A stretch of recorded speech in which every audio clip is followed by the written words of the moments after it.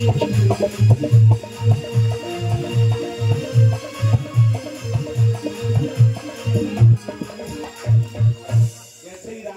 में नेत्र खुले, ये धू धू करके जलने लगा। अब भगवान बाहर निकले, बोले पाओ बेटा, हमने कहा था वही चलने, यहाँ पावर हाउस रखा है। देव नहीं लगी, जल करके बस हो गया कालेवन। उसी समय प्रभु ने चारू भैया का हाथ पकड़ा और परमेश्वर नाम की चोटी पे छलांग लगा दे। उस समय परमेश्वर नाम की चोटी 11 योजन ऊंची थी और 1 योजन बराबर 4 कोस, तो 11 चौके 44 कोस और 1 कोस बराबर 3 किलोमीटर, तो 44 पिए 132 है ना, 132 किलोमीटर ऊंची थी वो चोटी। भगवान एक ही छलांग में ऊपर पहुंच गए। चारू भैया का हाथ पकड़े और ऊपर जाके मेरे प्रभु ने विश्वकर्मा भगवान का ध्यान कर दिया। आइए विश्वकर्मा जी, अब हमें तुम्हारी जरूरत है। क्यों? बोले अब दुश्मन बढ़ गए। एक बात बता, तुम्हारे घर में खाने के लिए आटा ना हो, तुम्हारे पास पहनने के लिए कपड़े ना हो, तुम्हारी कोई बुराई नहीं करेगा, कोई बुराई नहीं करेगा। आप गरीब हैं, आपकी कोई बुराई नहीं करेगा। और तुम एक दो मकान बनवा लो कानपुर में, एक फ्लैट ले लो लखनऊ में, एक फ्लैट ले लो दिल्ली में, है ना, एक मकान बनवा लो मुंबई में, एक गाड़ी खरीद लो 1 करोड़ की। तुम किसी का बुरा मत करना, तुम्हारे दुश्मन पैदा हो जाएगा। कुछ लोग समाज में होते हैं जो दूसरे की तरक्की देख नहीं पाते। भगवान ने सोचा बुराई करने वाले भी हो गए, तो अब सुरक्षित जगह पे मकान बनना चाहिए बढ़िया। मथुरा सुरक्षित नहीं है, तो विश्वकर्मा जी को बुलाया, क्योंकि विश्वकर्मा जी औजार हथियार के भगवान है, शिल्प निर्मित गृह निर्माण के यही तो है। तो विश्वकर्मा जी को बुला, एक बार बुलाओ सब लोग विश्वकर्मा जी को, सब लोग जयति जयति जय जय विश्वकर्मा।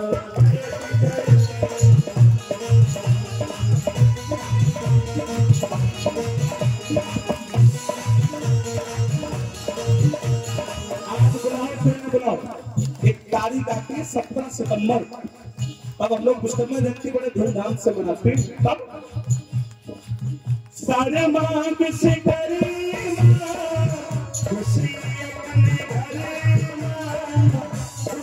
अपने घर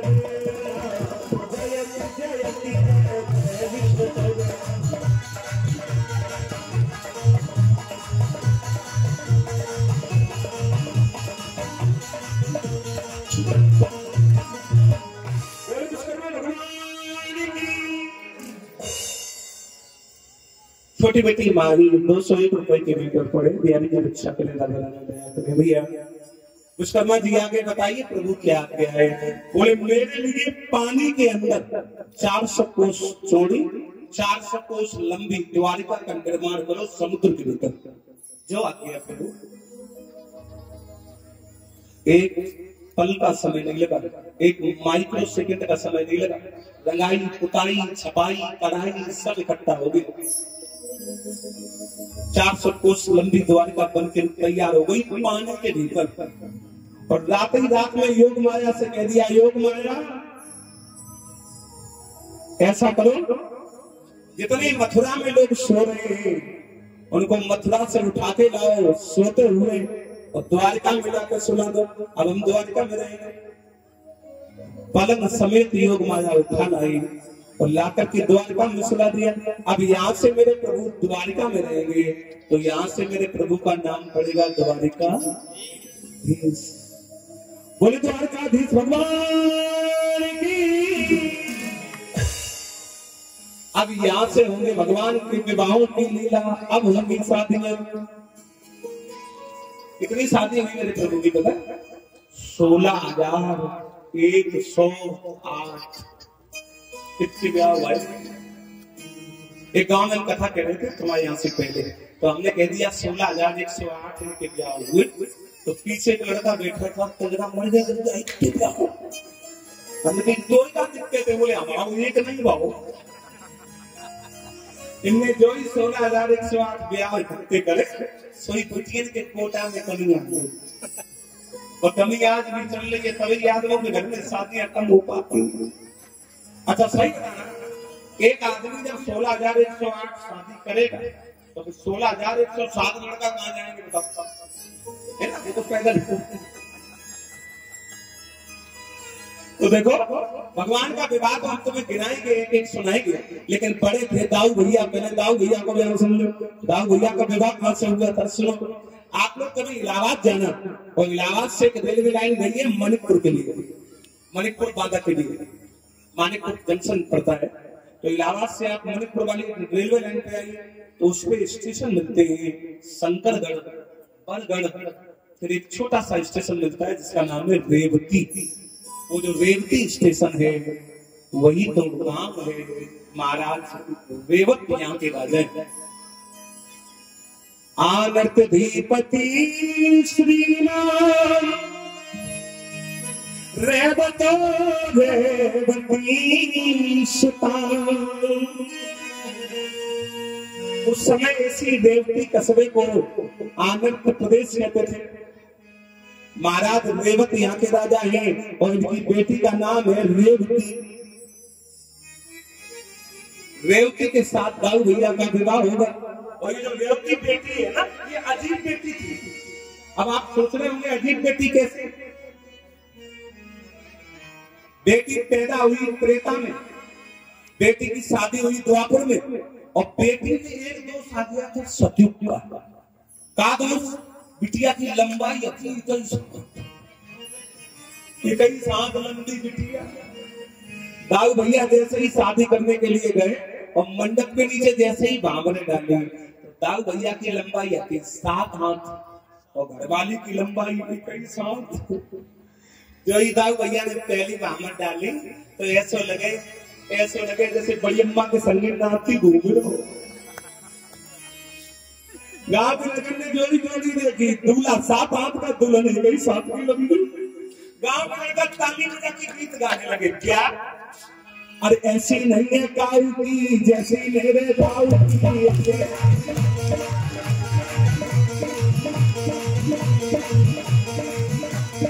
ऐसी नहीं है काऊ की जैसी मेरे दाऊ की।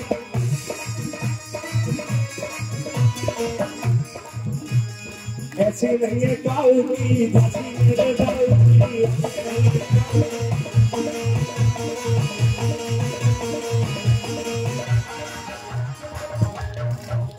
बड़े बड़े ने कहा क्या नहीं ऐसी? बोले चलो हम तुम्हें दिखा दें। बड़े बूढ़े ने जैसे ही जोड़ी देखी तो जोड़ी तो कमाल की। दूल्हा 7 हाथ का, दुल्हन 21 हाथ लंबी। बड़े बूढ़े भी गाने लगे। अब दाऊ भैया को इतनी शर्म लगी पता पहली बार ससुराल में बेइज्जती भई जा रही।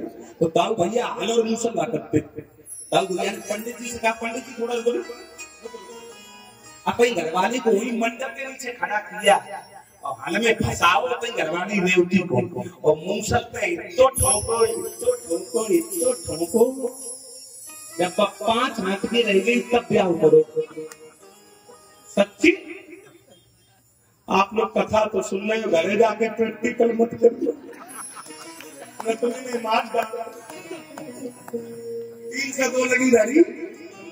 मैं तुम कहा शास्त्री जी तुमने ये बात बढ़िया बताई, हमारी गीता खान घरे जाके छोटी कर ली। भगवान की कथा तुम केवल सुन सकते हो, भगवान ने जो किया है वो आप कर नहीं सकते। एक लड़का था, लड़का वो नहीं माना, 5 ब्याह कर लिया। बाकी पिताजी मना करे, काई करने शादी कर रहे थे। वो कहने लगा भगवान ने 16,108 किए थे, हम 5 नहीं कर सकते। पिता ने बहुत मना किया, वो 5 शादी करवाया। अब 5 महीने घर में आ जाए दिक्कत तो हो जाएगी। अब रोज आपस में लड़ाई हो। अब उस पिता को बहुत बुरा लगे। लड़के एक दिन वो लड़का सो रहा था, तो बस लड़का सो रहा था। लड़के के पिताजी ने 5 बहुओं को बुलाया, यहाँ क्या करें पिताजी? उन्हें पत्थर पड़ाया, हम 6 उठाओ ताकि छाती बदल गई। 6 ने उठाया ताकत से पत्थर, बड़ा भारी पत्थर था, उठा के लड़का के सीना पे रख दिया। लड़का चिल्लाने लगा, पिताजी जान जा रही है, हटाओ पत्थर। पिताजी बोला फेंक दो, दूर फेंक दो। अरे बोले भारी है, हिल नहीं रहा है। तो उसके पिताजी ने कहा भगवान ने तो गोवर्धन उठाया था, तुमसे इतना पत्थर नहीं उठ रहा, केवल ब्याह करने की सेग है बस। पत्थर तो उठाओ भाई, उन्होंने गोवर्धन उठा दिया था। जैसा भगवान ने किया था वैसा हम और आप कर नहीं सकते, केवल सुन सकते हैं। जैसे ही विवाह हुआ रेवती से और जैसे ही विदा होकर रेवती मैया चली, आज भी आप जाना जो लोग गए होंगे मथुरा में एक कस्बा है जिसका नाम है बलदेव। कैसी है बलदेव, कैसी में दाऊ जी का है मंदिर, उसमें आप जाना। मिश्री बहुत सस्ती मिलती, दुनिया की सबसे सस्ती मिश्री अगर कहीं मिलती है तो वही दाऊ जी के मंदिर में मिलती। आज भी 30 रुपए लोगों की ज्यादा नहीं, वहां आप जाना तो तुम देखना दाऊ जी का दर्शन होता है सामने वाले गेट से और बड़ी अम्मा को दर्शन होता है बगल वाले गेट से। वही हमारे से बगल ही पीछे खड़ी तो उन बगल वाले गेट से दर्शन होता है। जैसे ही चली भैया चली है ससुरा दुल्हन बन के चली ससुरा, दुल्हन बन के चली ससुरा।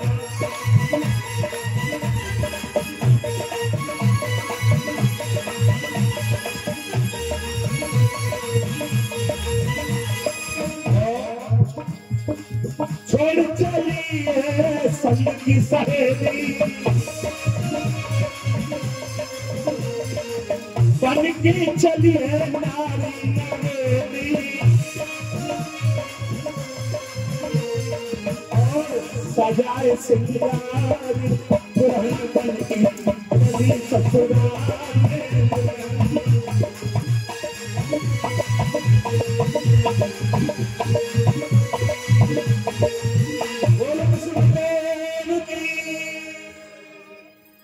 इस तरह से दाऊ भैया का विवाह हुआ रेवती के साथ। दाऊ भैया की एक ही शादी हुई थी।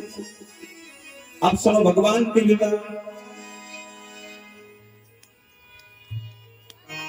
एक पल सब लोग भजन कर लो थोड़ी देर, फिर शादियां सुन लो।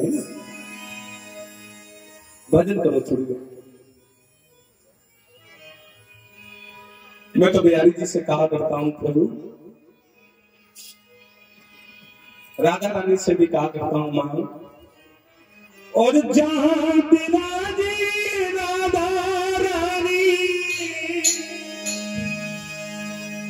और अलबेली सरकार कन्हैया समरिया कन्हैया ले कन्हैया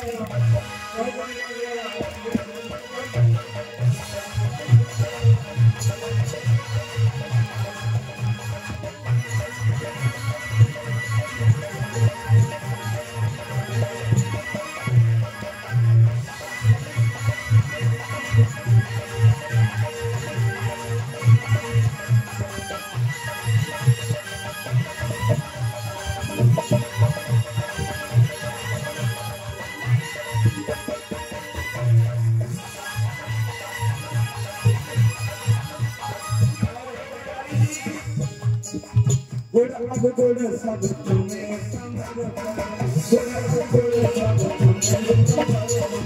साथ तुम भी कन्हैया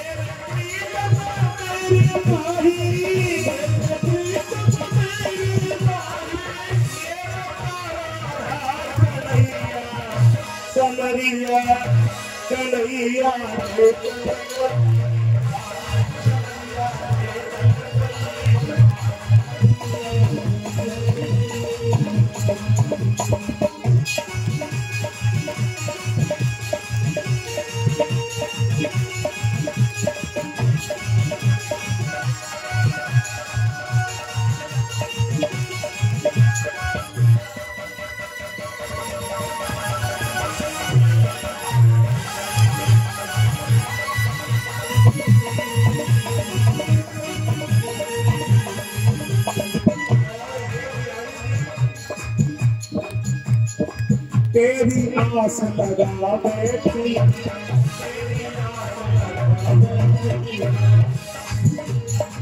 आंखें खूब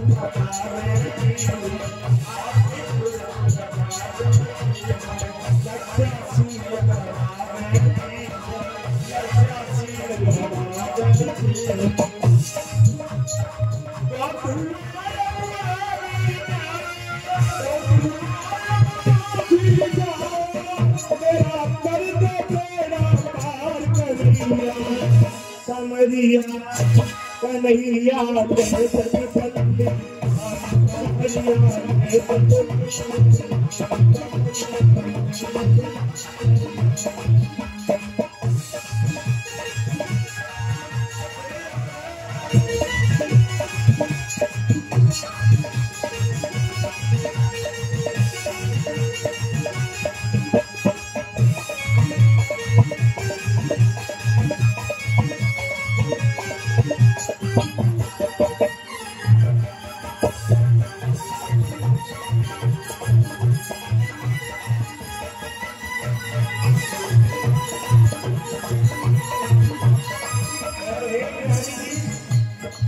जगती कुछ परवाह कुछ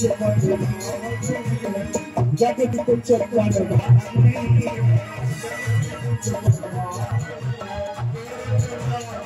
चाहते कोई सूझ दिया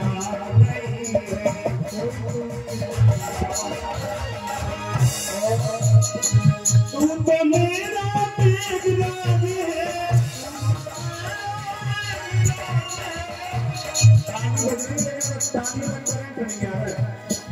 एक बार ताली बजाओ ना सुनो। तू तो मेरा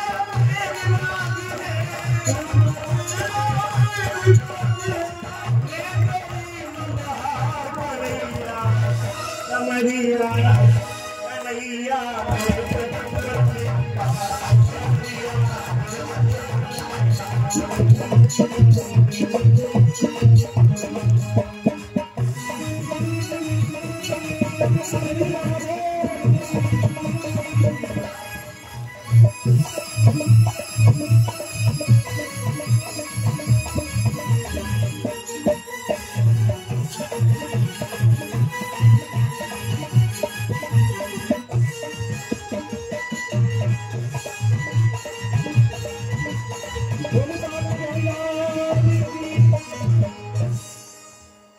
अब हम लोग हमारे परीक्षित जी के द्वारा उनके पूरे परिवार के द्वारा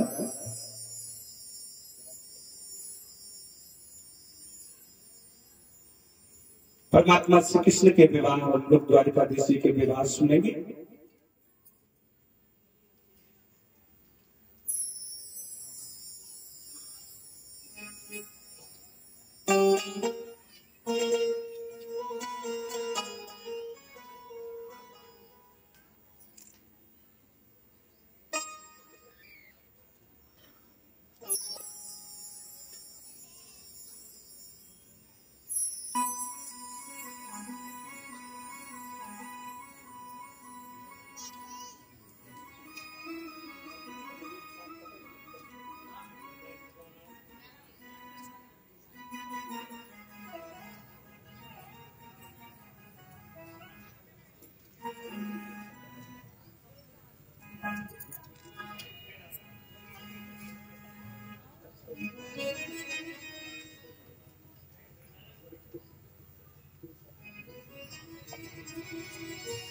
हेलो श्री राधे।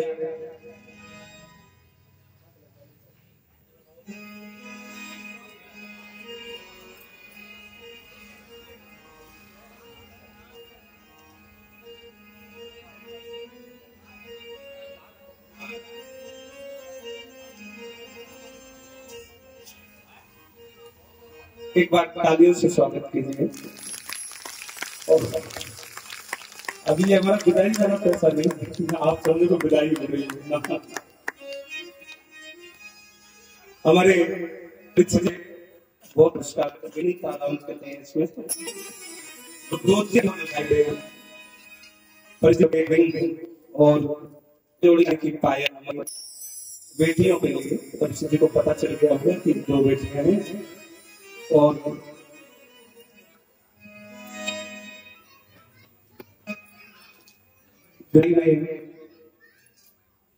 पुरस्कार स्वरूप ये राशि मैं परीक्षित के सब बच्चों को उसकी कामना करता हूँ।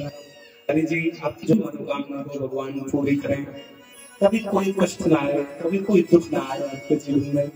यही इस व्यासपीठ से मैं आशीर्वाद दूंगा आपके पूरे परिवार को और जितने लोग कथा सुनने आए और जो नहीं भी आ पाए होंगे उनके लिए भी मेरा बहुत बहुत शुभ आशीर्वाद। कभी किसी घर में कोई बीमारी ना आए, सबके बच्चे खूब अच्छे पढ़ लिख के अच्छी नौकरी में लगे, सब लोग खूब तरक्की करें, ऐसा समस्त हमारे परीक्षित जी के परिवार को और समस्त संजीव नगर वासियों को शुभ आशीर्वाद। और मैं सच बता रहा हूँ उनका स्वभाव बहुत अच्छा है और दोनों भाइयों का भी बच्चों का भी बहुत अच्छा स्वभाव है। और आपके परिवार के बीच में हमारे परीक्षित जी के जो दामाद श्री हैं और जो इस कथा के बिजमानी थे हमारे यतीन्द्र भैया। हाँ, ये उनका पैतृक गांव बेला के पास गदू है ना। यहाँ इनकी जब निजी कथा हुई थी तब भी हमारे द्वारा हुई थी, लेकिन हाल निवास न्यू आजाद नगर सतवरी रोड वहाँ पे कथा यही कांड में और अभी इन्हीं ये इस कथा के नृत्य बहुत बहुत शुभकामनाएं। बोला मैया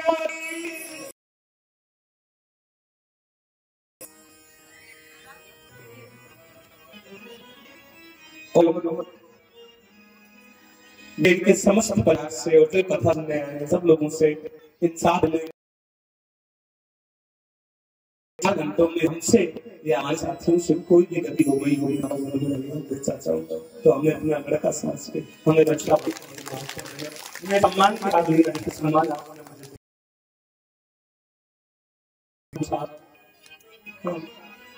बहुत बहुत शुभकामनाएं।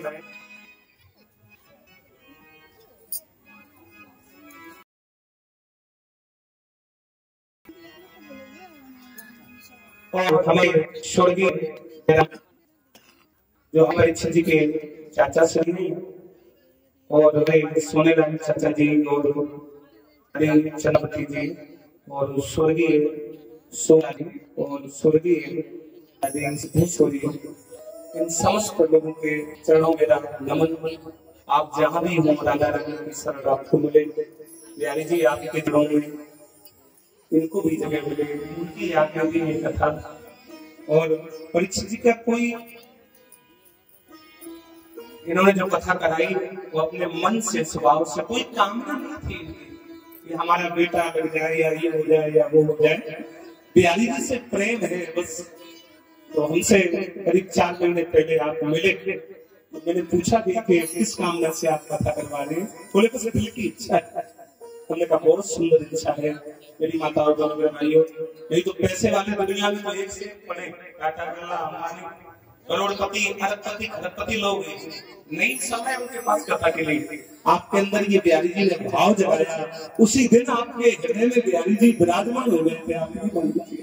हाँ, उन्हीं ने ये प्रेरणा दी कि आप कथा सुनिए। तो आपने इस कथा का भव्य सुंदर आयोजन करवाया, इसके लिए बहुत बहुत साधुवाद हमारे गोरेलाल चाचा जी के लिए और उनके बेटा बड़े भैया अवनीश भैया, छोटे भैया श्रीश भैया और उनके दमान जी यतीन्द्र भैया और उनकी दोनों पुत्र वधुएं और उनकी बेटी, सब लोगों के लिए आप सभी लोगों को मेरी बहुत बहुत शुभ आशीर्वाद, बहुत बहुत आपको शुभकामनाएं। बोले राधा मैया की।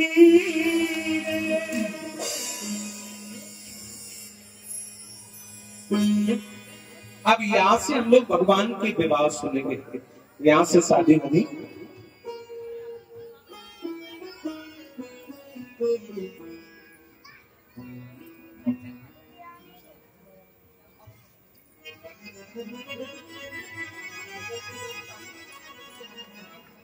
भगवान का पहला विवाह कौन से हुआ? सुनिए जरा ध्यान से।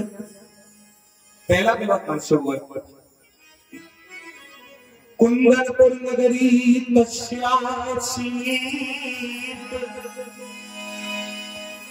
भीष्मक राजा स्थिता। एक गांव है जिसका नाम है कुंदनपुर। ये कुंदनपुर नाम के गांव हम 3 जगह देख चुके हैं, 3 जगह। एक जगह तो हमारे इटावा के पास में, इटावा से आप बिधुना वाली रोड पे आना तो आगे एक कस्बा है जिसका नाम है भरतना, और भरतना से 12 किलोमीटर आगे चलेंगे बिधुना की तरफ तो एक छोटा सा कस्बा है जिसका प्रेजेंट में वर्तमान समय में नाम है कुदरकोट। वो जो कुदरकोट है ना, वहां लोग कहते हैं भैया आप क्या हुई, हमने 2 बार कभी हुई पुरी जी मंदिर में। हमारे चाचा की तरफ से 101 रुपए का भुगतान आया है, बिहारी जी शब्द भैया, और हमारे परीक्षित जी की तरफ से, हमारे भैया जी की तरफ से, हमारे सभी स्टूडेंट भाइयों को भी सादर वस्त्र भेंट करवाए। बहुत बहुत शुभ आशीर्वाद। महाराज भीष्मक के गांव का नाम कुंदनपुर। एक कुंदनपुर हमने कहां देखा, एमपी में एक जिला है जिसका नाम है गुना, और एक जिला है शिवपुरी। गुना से आप शिवपुरी जाइए तो 48 किलोमीटर आगे ऑन रोड पे एक गांव है जिसका नाम है कुंदनपुर। कुंदनपुर नाम है। वहां रुक्मिणी मैया की शादी का मंडप आज भी खड़ा है, आज भी लोहे का अष्टधातु का खंभा है, नवा में जंग लगे न काई लगे, ऐसा के ऐसे ही खड़ा है। हमने उनसे पूछा ये क्या है, बोला हमारी रुक्मिणी की शादी का ये मंडप खड़ा है। तो कुंडलपुर के लोग कहते हैं रुक्मिणी हमारे यहाँ पैदा हुई। अब तीसरी जगह सुनो, पूरब में एक स्टेट है जिसका नाम है असम, आसाम भी कहते हैं। आसाम में आज भी प्रत्येक हिंदू परिवार की शादी ऐसे ही होती है। कैसे? पहले शादी की बात चलेगी, फिर लड़का बिटिया को लेके चला जाएगा कहीं, 6 महीने बाद लौटेगा, तब करेगा शादी। तो हमने कहा ये नियम क्या है? बोले हमारे यहाँ रुक्मिणी पैदा हुई थी तो वो ऐसे ही शादी की थी उन्होंने, तो आज भी हम ये प्रथा कायम की। असम के